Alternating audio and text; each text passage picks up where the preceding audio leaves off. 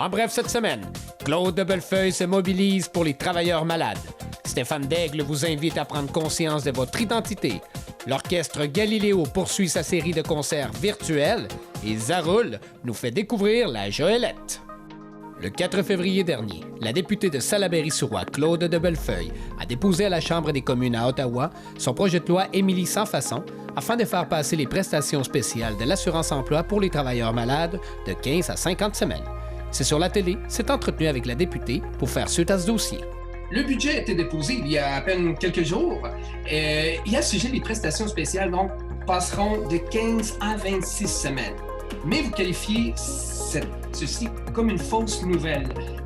Pourquoi? Bien, d'ailleurs, je suis contente de faire cette entrevue-là pour le dire parce qu'on avait de grandes attentes pour le budget. On se disait, on était prête à laisser tomber mon projet de loi si le gouvernement se mettait à l'écoute de bien du monde, 600, quelques mille personnes qui ont signé une pétition pour demander le passage de 15 à 50 semaines. Il y a la Société canadienne du cancer, la Fondation du cancer aussi. En fait, il y a beaucoup d'organisations qui disent que les besoins vont au-delà de 26 semaines. Donc, on avait de grandes espérances au niveau du projet de loi, du budget. Puis, c'était une grande déception de voir qu'il est resté on ne comprend pas pourquoi qu'il donne juste 26 semaines, parce que ça ne s'appuie sur aucune donnée, je te dirais, scientifique, puisqu'on sait maintenant que la moyenne des gens, ce que les gens ont besoin comme nombre de semaines pour combattre un cancer, c'est autour de 41 semaines. Donc, on sait déjà que le 26 semaines qui est promis en 2022, c'est pas tout de suite, ne répondra pas aux attentes ni aux besoins des travailleurs qui ont cotisé toute leur vie, qui sont malades et qui auraient besoin d'une assurance pour être capables de se consacrer à leur guérison et au traitement plutôt qu'à se casser la tête sur comment on va payer les fins de mois.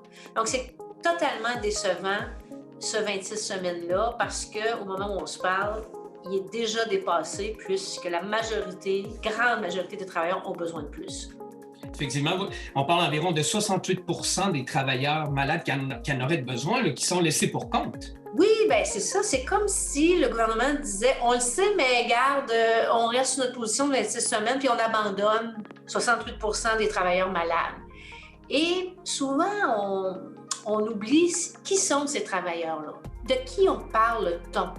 On parle de travailleurs qui n'ont pas nécessairement des conventions collectives avec des bonnes couvertures d'assurance, salaire, des assurances privées. On parle de travailleurs que quand ils tombent malades, ils ont juste l'assurance emploi-maladie à leur disposition pour pouvoir continuer de vivre et de lutter contre la maladie. On ne parle pas de travailleurs qui ont des grandes couvertures puis un filet social très grand. Donc, c'est quand même des travailleurs qui vivent dans une certaine précarité économique, qui n'ont pas eu nécessairement les salaires pour mettre de l'argent de côté si jamais il arrivait quelque chose de grave. Donc, c'est ça qui est choquant. C'est ça qui est choquant puisque les témoignages et les données compilées par le directeur parlementaire du budget le disent. Les besoins sont minimum de 41 semaines et nous, on dit, bien ça, c'est des moyennes. Ça veut dire qu'il y a des travailleurs qui en ont besoin de moins, puis il y a des travailleurs qui en ont besoin de plus.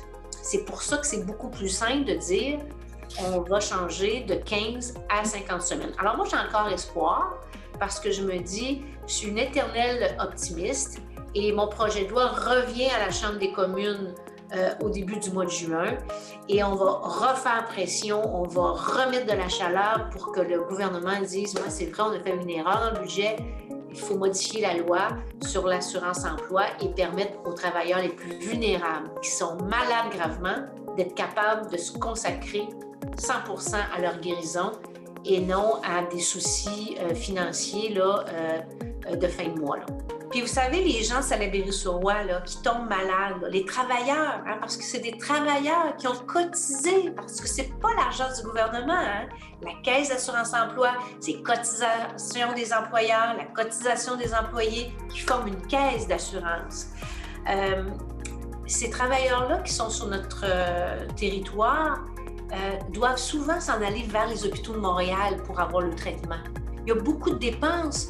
Il faut que tu payes off-pack, il faut que tu payes tes traitements et tes déplacements. Souvent, le conjoint, il doit manquer du travail pour accompagner son conjoint ou sa conjointe malade. Donc, il y a beaucoup de dépenses déjà à assumer quand tu es malade, puis tu vois des traitements, que c'est complètement incompréhensible que le gouvernement qui détient toutes ces données-là maintienne le cap à 26 semaines. Mais la mesure n'est pas... Il y a des gens qui m'appellent au bureau puis qui me demandent quand est-ce que ça commence, ce 26 semaines-là. Là. Les gens ne comprennent pas, c'est que même si c'est annoncé dans le budget, ça ne veut pas dire que demain matin, c'est changé. Il faut faire un projet de loi, il faut le modifier, il faut le débattre, il faut le voter. Et ça, cette opération-là va commencer seulement et uniquement en 2022. Alors, on se demande pourquoi, qui le gouvernement protège en ne voulant pas faire passer de 15 à 50 semaines et pourquoi pas maintenant? C'est la question qu'on va lui poser dès le début du mois de juin quand on va faire un débat à nouveau sur mon projet de loi. Donc, on rappelle qu'Émilie Sans-Façon était une jeune mère de 31 ans, décédée en novembre 2020 au sud d'un cancer et qui avait imploré le gouvernement Trudeau de bonifier l'assurance emploi des travailleurs malades de 15 à 1 an, de 15 semaines à 1 an. On va être à l'affût alors, on va suivre le dossier de près. Ce dossier d'ailleurs, C-265 qui a été donc nommé à l'honneur d'Émilie Sans-Façon, donc humanisé, comme vous dites. Du 24 avril au 13 juin prochain, l'artiste Stéphane Daigle, bien connu dans la région, vous invite à la réflexion sur ce que nous sommes avec sa toute nouvelle exposition de la vacuité. Sculpture, peinture, œuvres picturales numériques, textes réflexifs ou poétiques sont à l'honneur au Musée régional de Vaudreuil-Soulanges où nous l'avons rencontré. Parlez-moi de votre nouvelle exposition. Alors, l'exposition s'appelle « De la vacuité ». On va dire, oh, qu'est-ce que c'est ça, de la vacuité? Bien, en fait, ça parle du silence, du mystère, du simple fait que pour que quelque chose... pour quelque chose, on puisse constater une réalité, ça prend son opposé. Ça prend pour qu'on voit le noir, ça prend le blanc. Pour que la lumière soit... on prenne conscience qu'il y a de la lumière, bien, il faut avoir fait l'expérience de l'ombre ou de la nuit, si tu veux. Puis en quelque part, si on cherche notre identité, on s'aperçoit que physiquement, on est un produit de nos parents, et que psychiquement, on est construit par notre culture, par notre lieu de naissance, par on est un produit importé. On est tout ce qu'on est, c'est emprunté au monde. J'étais étonné de voir que... Bien, étonné, agréablement surpris qu'il y avait des sculptures, de la peinture, de la poésie. Une belle surprise. Ça démontre aussi la polyvalence qui est très importante chez un artiste, surtout par les temps qui courent. Combien de temps on parle que cette expo a pris? C'est pas 6 mois, là? Pour l'ensemble des œuvres, non, c'est ça, parce qu'il y a des œuvres qui datent de 2016, qui tentent d'expliquer un petit peu de l'historique de la réflexion, qui a amené la suite des œuvres pendant les années qui ont suivi. C'est 2016, ça veut dire que ça fait 5 ans. Ça débute avec la mort de mon frère aîné, qui est en fait le sujet de l'œuvre qui est derrière moi. Si vous la voyez, là, l'œuvre bleue derrière moi, elle s'appelle « Hommage à Renaud », la mort, hommage à Renaud. Puis c'est une réflexion sur qui sommes-nous une fois qu'on est décédé, tu sais, parce qu'on... Qu'est-ce qu'on est essentiellement? J'en ai parlé tout à l'heure, là, mais c'est ça, parce que, bon, moi, j'ai pratiquement 70 ans. Les années me sont comptées, mais je ne vais pas les compter, là, ça... Mais, bon, puis ça a passé vite. Mais au fond de moi, j'ai essentiellement, je peux même pas dire mon esprit, parce que, tu sais, quand on parle de l'esprit, on parle souvent du mental, de la façon dont on pense, etc. Ça a évolué. Mais mon être profond, il n'a pas changé. il n'y a pas d'âge. Toutes ces choses-là font partie de mon univers mental, puis ce qui donne naissance aux œuvres qui sont au mur. Par exemple, si on parle des sculptures qui elles, bon, là, on est à côté de la pièce la plus récente, là, qui est montrée ici, qui est une sculpture de papier mâché. Mais c'est une sculpture qui s'appelle Cathédrale intérieure, mais en fait, c'est une espèce d'hommage à toutes les cultures premières, mais à tout l'imaginaire humain, puis à toutes les mythologies qui, même inconsciemment, nous habitent. Mais il faut dire que, pour ma part, j'ai toujours été très curieux de l'humanité dans toutes ses manifestations visuelles, comme la vie elle-même. La vie, c'est le mouvement, c'est l'évolution. Si on cesse d'évoluer en se disant « je suis telle chose », bien là, on meurt, littéralement. La vie continue, puis nous, on reste là. Bien, moi, je suis vivant, j'aime la vie, je suis inspiré par la créativité de la nature, parce que finalement, un artiste, il fait comme la nature. Il crée. On désire communiquer, on essaie d'échanger, puis c'est comme ça qu'on s'enrichit mutuellement. Alors, c'est ça, les tableaux. Ça traduit tout ce que vous venez de dire, cette idéologie-là, ça le traduit dans toute cette démarche artistique et dans toute l'exposition, finalement. Ah oui. Ben, comme je vous dis, les tableaux, c'est des miroirs. C'est pas une œuvre d'art, c'est un miroir. Il n'y a pas plus parfait comme miroir.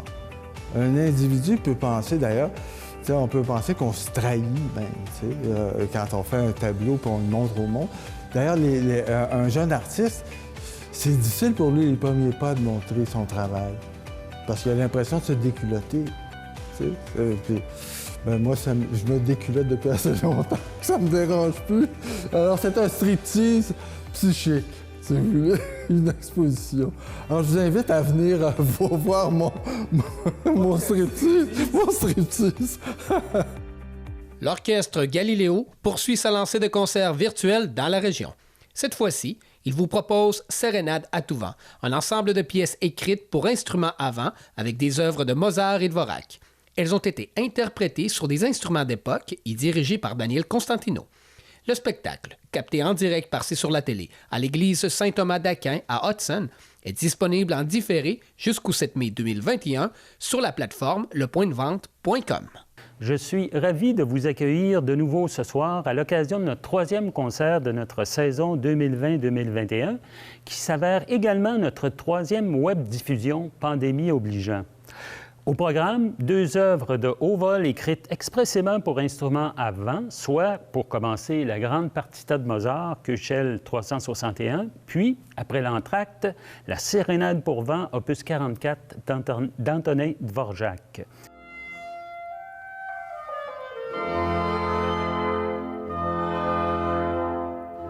Bonsoir. Bonsoir. Serais-tu à même de nous parler des versions modernes et anciennes de ton instrument, qui est le cor? Oui. En fait, la grosse différence entre la version ancienne et moderne de mon instrument, c'est la plus marquante, c'est bien évidemment l'absence de piston. Donc, c'est la différence la plus visible, dans le fond, là. Donc, on voit que les pistons n'avaient pas été encore inventés au moment de cet instrument-là. Donc... Une différence très évidente au début, c'est l'apparence des clés en métal. Il y en a beaucoup, beaucoup plus sur l'instrument moderne que l'instrument classique. Et ce que ça donne, c'est plus d'options pour les tonalités et les gammes chromatiques. Ça vient apporter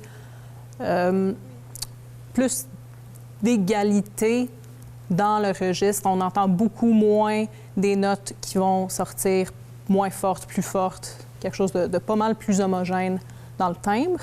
Donc, l'instrument moderne, la clarinette que tout le monde connaît, ressemble à ça. C'est un instrument qui est dans un bois très solide, donc ça va être souvent de l'ébène. Les clés vont être en argent ou un métal similaire.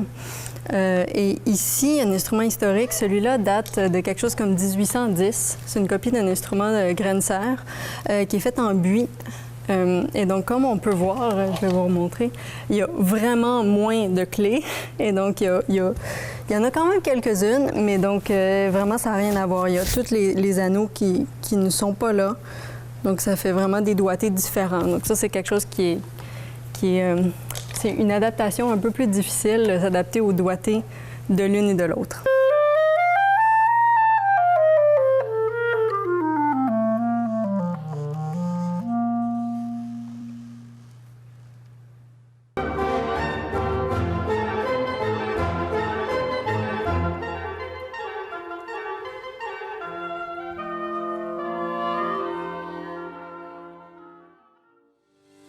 Les actions de sensibilisation issues du projet Notre campagne, un milieu de vie à partager se poursuivent à Montérégie.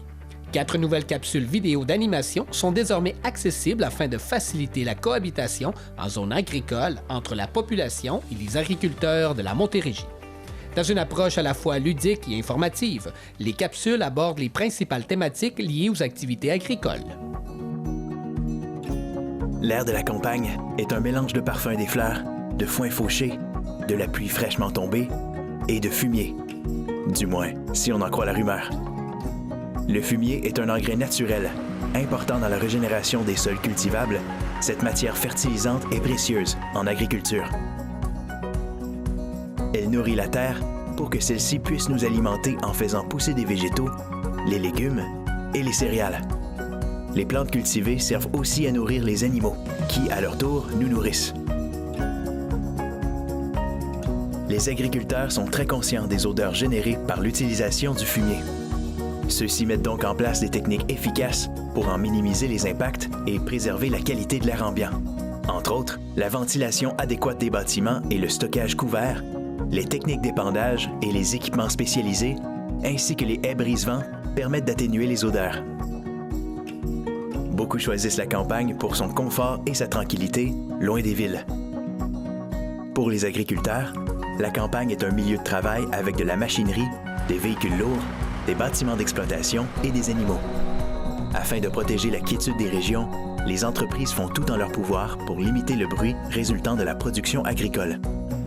Au fil des ans, plusieurs agriculteurs ont choisi d'installer des ventilateurs plus silencieux, des dispositifs acoustiques absorbants et planter certains types d'arbres près de leurs bâtiments afin de diminuer la propagation des sons. Un agriculteur a aussi le devoir de respecter les normes provinciales et les règlements municipaux pour atténuer les inconvénients liés à ces activités.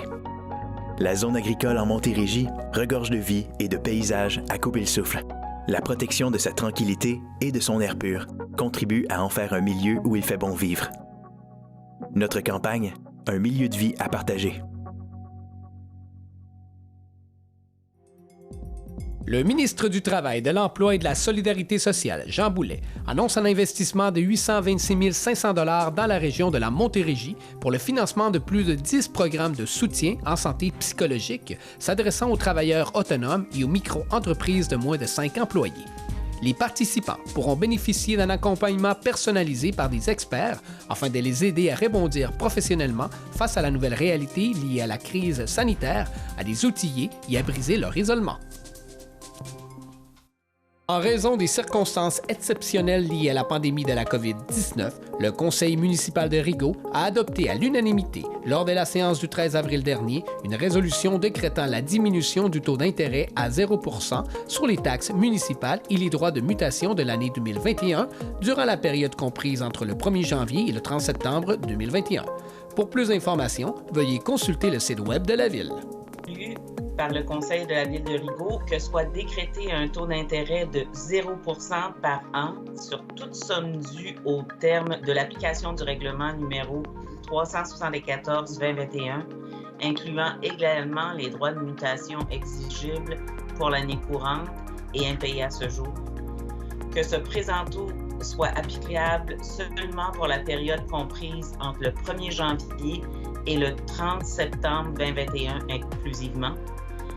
Que si cette période devrait être prolongée, le conseil municipal devra décréter la dite prolongation par voie de résolution conformément à l'article 481 de la loi sur les cités et villes. Ce qui veut simplement dire que pour aider nos citoyens pendant la pandémie. Nous avons diminué le taux d'intérêt à 0 % jusqu'au 30 septembre prochain. Alors, j'en fais la proposition. Est-ce que c'est unanime? Oui. Merci. La Ville de Rigaud et son escouade éco-citoyenne offrent maintenant la possibilité de recycler les équipements de protection tels que les masques dans le cadre de la COVID-19 et ainsi éviter que ceux-ci se retrouvent dans la collecte de matières résiduelles. Il est possible de disposer de ce matériel dans les boîtes de récupération situées à la bibliothèque municipale de Rigaud. La fibre recyclée sera incinérée afin de devenir de l'énergie, c'est-à-dire de la vapeur qui sera utilisée pour produire de l'électricité. Avant de procéder à la période de questions, j'aimerais souligner 2 nouvelles qui sont sorties la semaine dernière. La première nouvelle est que la Ville de Rigaud soit une des premières villes de la MRC de Vaudreuil-Soulanges à offrir maintenant à ses citoyens la possibilité de récupérer et recycler les équipements de protection individuelle utilisés pendant la pandémie, comme le masque de procédure porté par des adultes et les enfants dans leur milieu de travail ou à l'école. Les citoyens peuvent déposer ces équipements à la bibliothèque municipale de Rigaud ainsi qu'à l'école La Pervière. Merci d'ailleurs aux bénévoles de l'escouade éco-citoyenne de nous avoir fait découvrir cette possibilité. Le maire de la ville de Vaudreuil-Dorion, une trentaine d'employés accompagnés des membres de leur famille et des bénévoles se sont mobilisés le 26 avril dernier pour le nettoyage des berges qui bordent l'avenue Saint-Charles. En quelques heures à peine, des nombreux sacs ont été remplis de détritus de tout genre. Les 26 et 8 mars dernier, le collège de Valleyfield accueillait virtuellement 150 participants lors du week-end du Tierce. Au menu, improvisation et bande dessinée sous une formule adaptée. Le collège, qui fut l'hôte du tournoi de la 17e édition du circuit d'improvisation du RIASC. 8 équipes sont venues défendre leurs titres et leurs couleurs lors des joutes se déroulant sur la plateforme Zoom. Parallèlement, initié par le collège de Valleyfield en 1996, le concours Cégep BD a permis à tous les étudiants des cégeps de la province à soumettre leur travail en bande dessinée. Ce concours est devenu un véritable tremplin d'avenir pour les meilleurs BDistes de la relève québécoise. La MRC de Vaudreuil-Soulanges lance un nouvel appel de projet dans le cadre de la politique de développement social durable afin d'obtenir des initiatives permettant aux citoyens d'améliorer leur qualité de vie et de participer au dynamisme des organisations du milieu. Les personnes désireuses de présenter un projet ont jusqu'au 28 mai 2021 pour transmettre une lettre d'intention. Pour en savoir plus long sur les fonds de développement des communautés, consultez le site de la MRC. Le happening virtuel du 24 avril dernier de la Maison de soins palliatifs de Vaudreuil-Soulanges a obtenu une note parfaite. En effet, remplacer le somptueux gala par un spectacle d'humour fut une réussite en permettant de recueillir plus de 115 000 $. Les 2 humoristes vedettes, dont Louis Jouséoud du côté français et Joey Elias du côté anglophone, ont attiré plus de 600 spectateurs. À noter que la Maison de soins palliatifs a pour mission d'offrir gratuitement des soins palliatifs spécialisés à des personnes de tout âge atteintes d'une maladie en phase terminale. Cette semaine, dans le cadre de sa collaboration avec la youtubeuse Zaroul, C'est sur la télé présente sa capsule à la découverte de la Joëlette, où notre aventurière sur roue vous présente les défis de faire du tout-terrain adapté.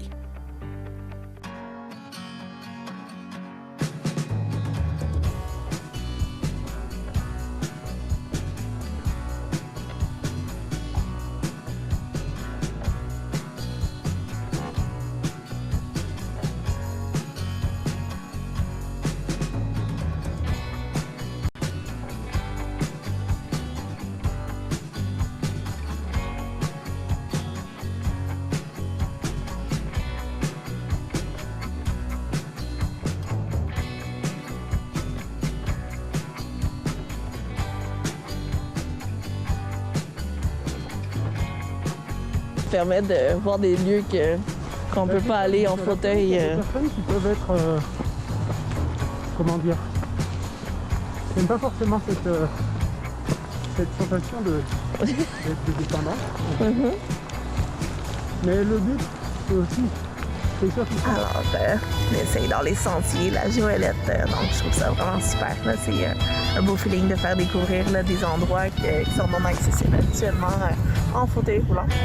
Alors, il y a une personne en avant qui dirige en arrière. Donc, c'est un travail d'équipe. Donc, ouais, j'apprécie vraiment l'activité.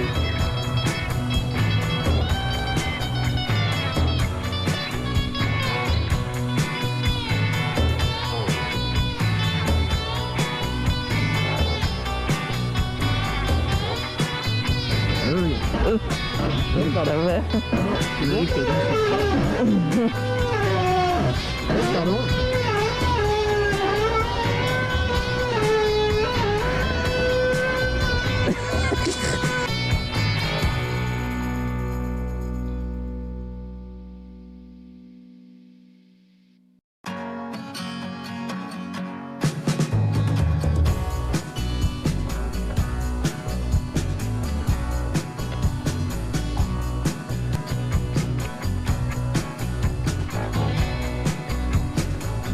Bonjour, alors aujourd'hui, je suis avec Gilles Roure. Bonjour. Bonjour. De Joëlette et compagnie. Donc, vous avez pu voir, là, juste avant, j'ai essayé la Joëlette. C'est vraiment super, là, l'équipement tout terrain. Parlez-moi un petit peu de la compagnie et tout. Oui, alors la compagnie, donc elle existe, la compagnie qui fabrique les équipements Joëlette & Co s'appelle Ferriol Matra. C'est une société qui est une entreprise qui est en France et puis qui est spécialisée à la base dans la fabrication de tubes en métal.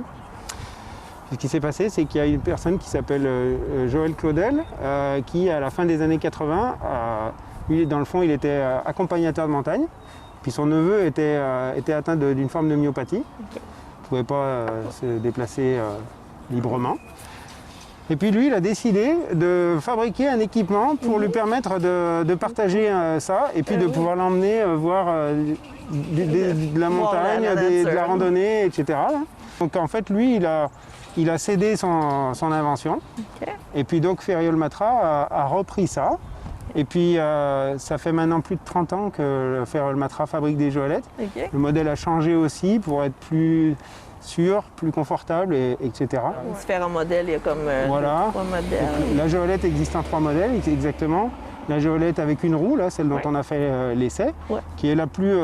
qui est très polyvalente, parce qu'avec une roue, ça permet d'aller un peu n'importe où. Là. Il existe un modèle avec 2 roues, qui sera plus pour du plat, faire de la course, des choses de même. Et puis il y a une Joëlette à une roue avec une assistance électrique, qui là va permettre d'aller plus vite ou de faire moins d'efforts, de franchir des obstacles un peu plus difficiles. La Joëlette, elle va jusqu'à quel poids peut-on être là, sur l'équipement? Alors la personne qui est dans le siège, elle peut aller jusqu'à 220 livres. C'est compliqué, donc pour des raisons de sécurité, on demande ça. Mais par contre, le matériel, il est quand même très résistant. Ça peut être ça. Puis il y a différents équipements qu'on peut rajouter aussi, accessoires qui peuvent être rajoutés. Là, alors déjà, de base, tout a été fait au niveau de la sécurité pour être sûr qu'il n'y ait aucun risque. De base, elle est fournie avec une ceinture pour maintenir la personne, avec des repose-pieds et puis des scratchs pour tenir les pieds attachés. Il y a aussi une suspension et un système de frein à disque.